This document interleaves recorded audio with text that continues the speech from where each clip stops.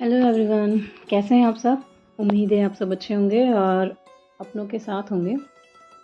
मैं हूं अंज और स्वागत है आपका अपने YouTube channel love beyond limits पर। शुक्रिया मेरी चोज़न फैमिली इतना प्यार और सपोर्ट करने के लिए।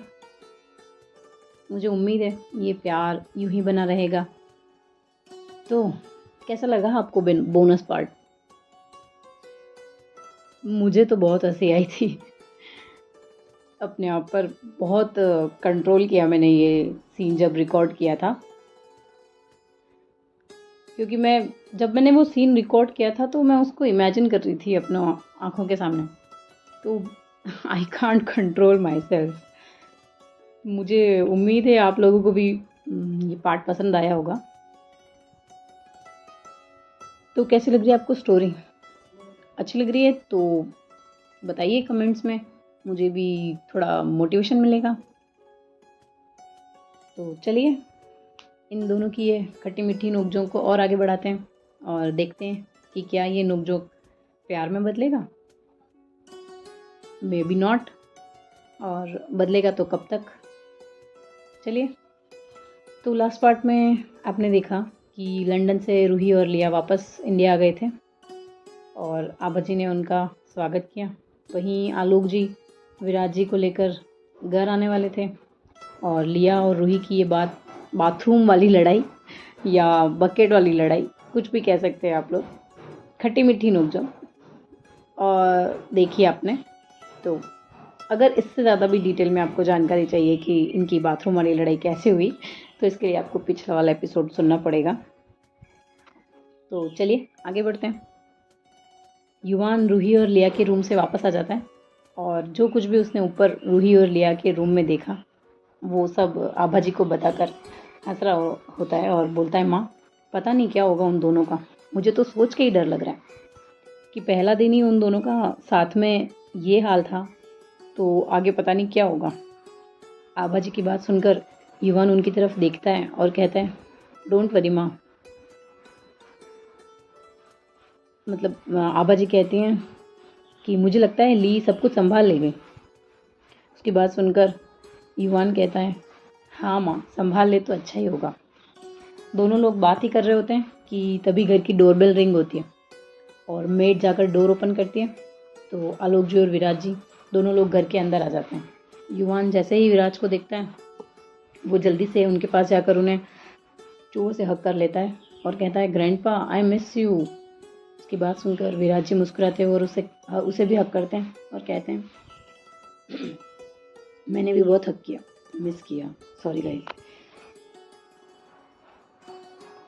जल्दी से जाकर उनके पास जाकर उन्हें हक कर लेता है और कहता है, ग्रैंडपा आई मिस यू। उनकी बात सुनकर विराज जी भी उससे मुस्कुराते हैं और कहते हैं, मैंने भी बहुत मिस किया तुम्हें, और बताओ कैसे हो तुम। युवान उनकी बात सुनकर कहता है, मैं ठीक हूँ, आप कैसे हैं। तो विराज जी भी बोलते हैं, मैं भी बहुत बढ़िया हूँ बेटा। आभा जी युवान की तरफ देखते हुए कहते हैं, युवी अब तो अपने दादू को छोड़ दे।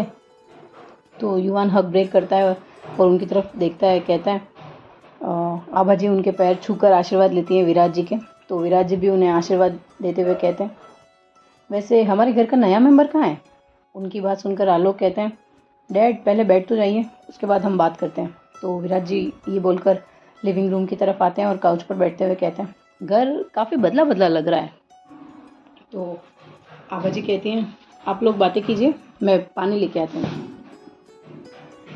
ये बोलकर वो किचन में चली जाती हैं और एक मेड को इशारा करती हैं लिया और रूही को बुला के लाने के लिए। तो मेड वैसा ही करती है। थोड़ी देर बाद लिया और रूही दोनों ही एक साथ नीचे आते हैं और आलोक जी रूही की तरफ देखते हुए कहते हैं, रूही बेटा यहाँ आओ। तो रूही इनके पास जाती है और उनके बगल में बैठे विराज जी को देखकर कहती है, दादू, और उनके पास चली जाती है। उनका आशीर्वाद लेते हुए कहती है, आप कब आए दादू। तो विराज जी मुस्कुराते हुए कहते हैं, बस थोड़ी देर पहले ही आया। तुम ठीक तो हो ना बेटा, तुम्हें यहाँ कोई परेशानी तो नहीं हो रही है। की बात सुनकर रूही कहती है, नहीं दादू कोई परेशानी नहीं हो रही है। तो विराज जी कहते हैं, चलो ये तो अच्छी बात है, अगर कोई परेशानी हो या कोई परेशान करे तो मुझे बताना। ये बोलते हुए वो लिया की तरफ देखते हैं। तो रूही कहती है, नहीं दादू कोई प्रॉब्लम नहीं है, आलोक जी लिया को सीढ़ियों के पास खड़ा हुआ देखते हैं। कहते हैं, ली तुम वहाँ क्यों खड़ी हो, यहाँ हो ना। उनकी बात सुनकर उनके पास आती है लिया और विराट जी की तरफ देखते हुए कहती है, हेलो मिस्टर मल्होत्रा, कैसे हैं आप। उसकी बात सुनकर रूही सडन शॉक में लिया की तरफ देखने लगती है। तो विराट जी कहते हैं कि मैं ठीक हूँ, तुम कैसे हो। लिया कहती है, मैं भी ठीक हूँ, और ये बोलकर वो किचन में चली जाती है। और रूही सडन शॉक में और कन्फ्यूज़न में युवान की तरफ देखते हुए धीरे से कहती है, ये क्या था, वो दादू से ऐसे कैसे बात कर सकती है। उसकी बात सुनकर युवान कहता है, ली ग्रैंडपा से ऐसे ही बात करती है, तुम ज़्यादा सरप्राइज मत हो रूही। तो रूही कहती है, पर क्यों। तो युवान कहता है, मुझे भी नहीं पता, पर इतना ज़रूर जानता हूँ कि ली और ग्रैंडपा की एक दूसरे से बिल्कुल नहीं बनती है। उसकी बात सुनकर रूही और भी ज़्यादा कंफ्यूज हो जाती है और कहती है, क्यों नहीं बनती। तो युवान कहता है, मुझे नहीं बताया ना मैंने। मैं भी जब कुछ पूछने की कोशिश करता हूँ माँ से या पापा से, तो मुझे ये बोलकर चुप करा देते हैं कि मैं नहीं समझूंगा और मैं अभी छोटा हूँ। उसकी बात सुनकर रूही कुछ नहीं बोलती।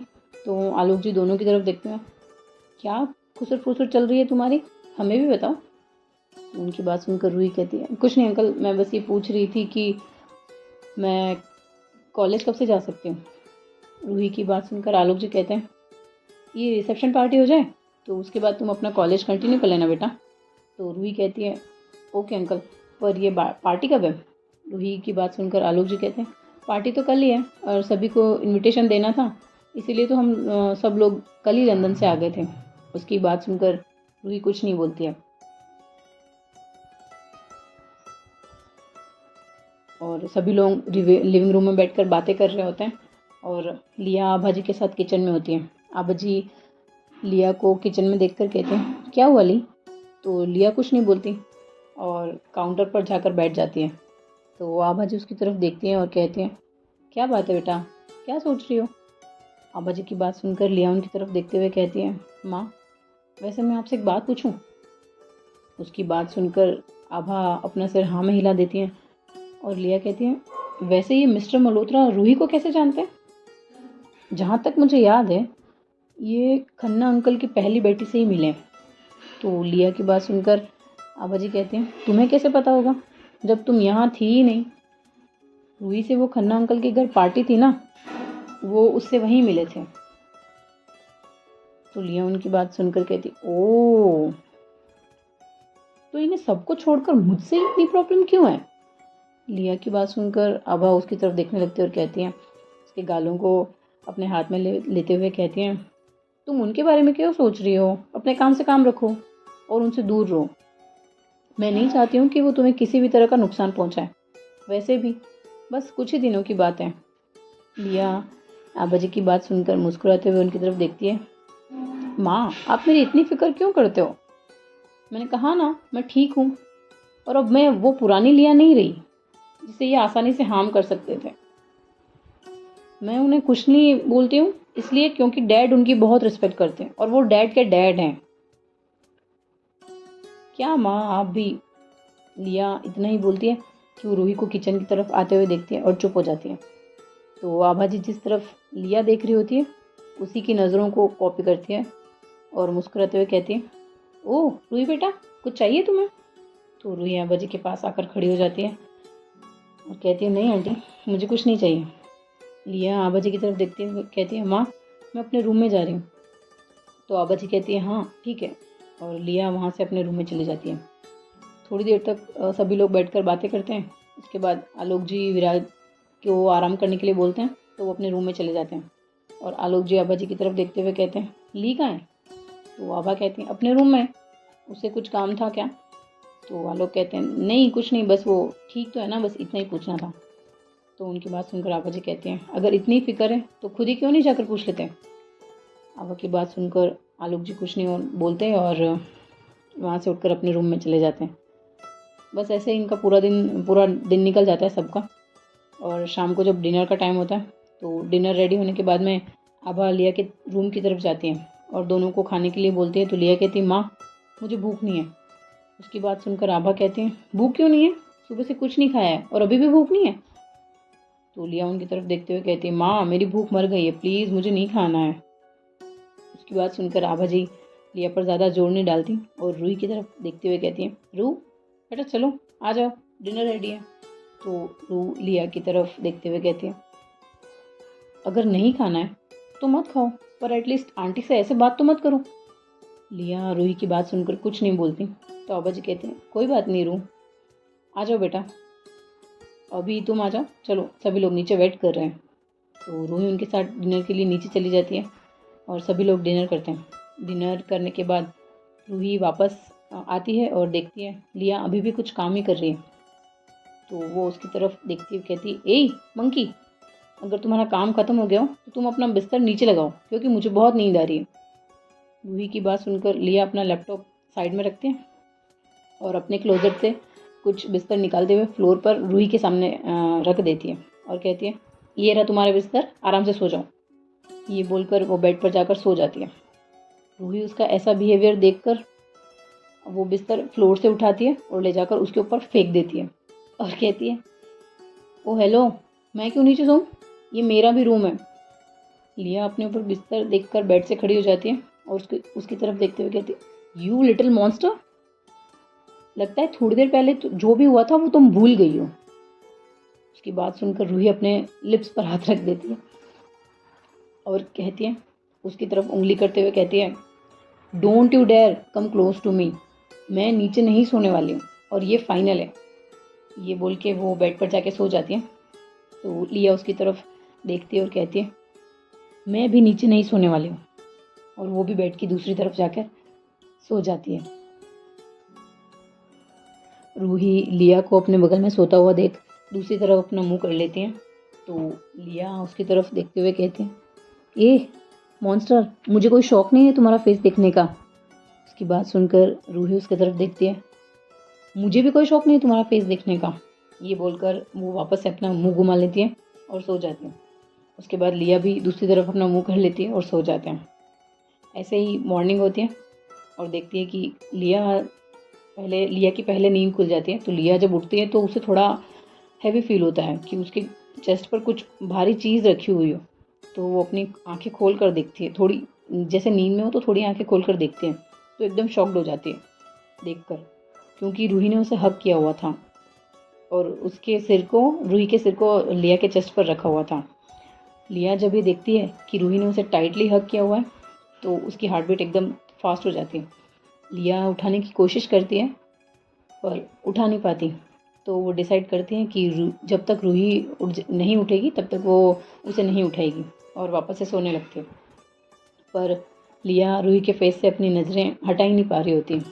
उसे देखते हुए लिया मुस्कुराती है और अपने माइंड में ही सोचती है, देखो तो ये सोते हुए कितनी शांत और एकदम बच्ची लग रही है, और उठने के बाद इसकी बातें, हे भगवान। लिया इतना सोच ही रही थी कि रूही की बॉडी थोड़ा सा मूव होती है तो वो अपनी झट से आंखें बंद कर लेती है और सोने का नाटक करती है, लाइक प्रिटेंड करती है वो कि मैं सोई हुई हूँ अभी तक। रूही जैसे ही उठती है और वो देखती है कि उसने लिया को हक किया है तो जल्दी से अपनी जगह से उठकर बैठ जाती है एकदम शॉक में और लिया की तरफ देखने लगती है।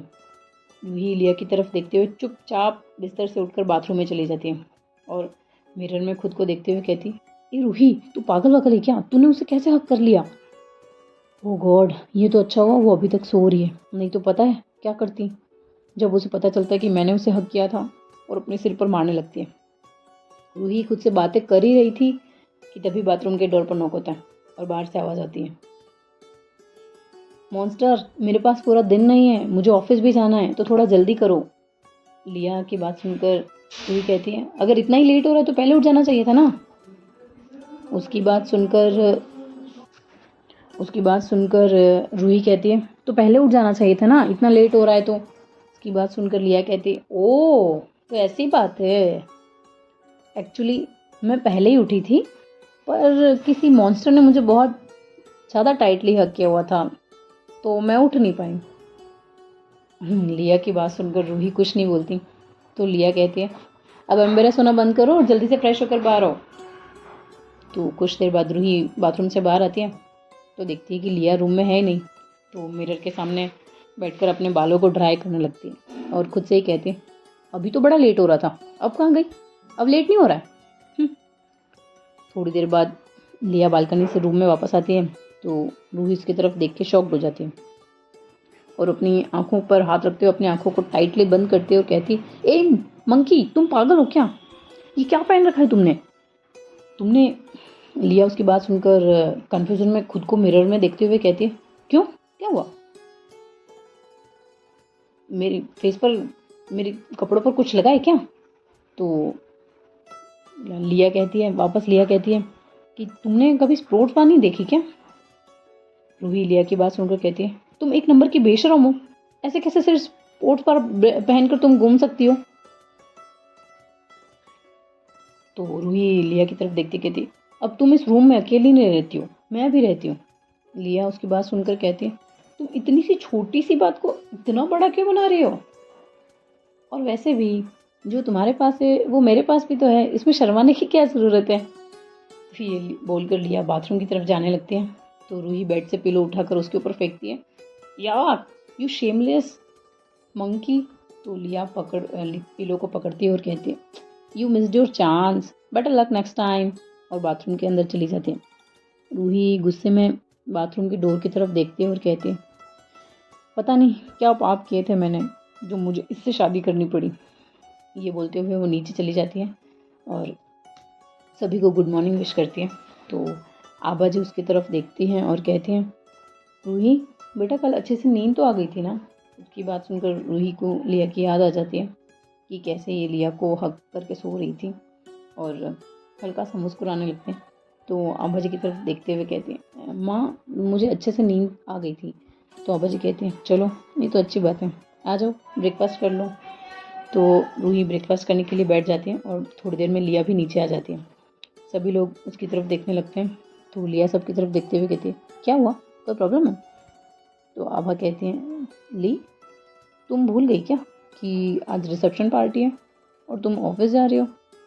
तो आभा जी की बात सुनकर लिया उनकी तरफ देखते हुए कहती है, I know mom, but meeting urgent है तो मैं इसे पोस्टपोन नहीं कर सकती। उसकी बात सुनकर विराज जी भी उसकी तरफ देखते हुए कहते हैं, आशा करता हूँ तुम हमारे गेस्ट के सामने हमें शर्मिंदा नहीं करोगी और पार्टी में लेट आकर। तो उसकी बात सुनकर बिना उनकी तरफ देखे हुए लिया कहती है, आपको फिक्र करने की कोई ज़रूरत नहीं है मिस्टर मल्होत्रा।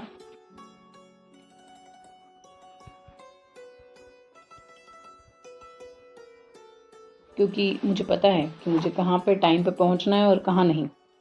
लिया की बात सुनकर विराज गुस्से में उसकी तरफ देखने लगते हैं और कहते हैं, ओह तो तुम अब जवाब भी देने लगी हो।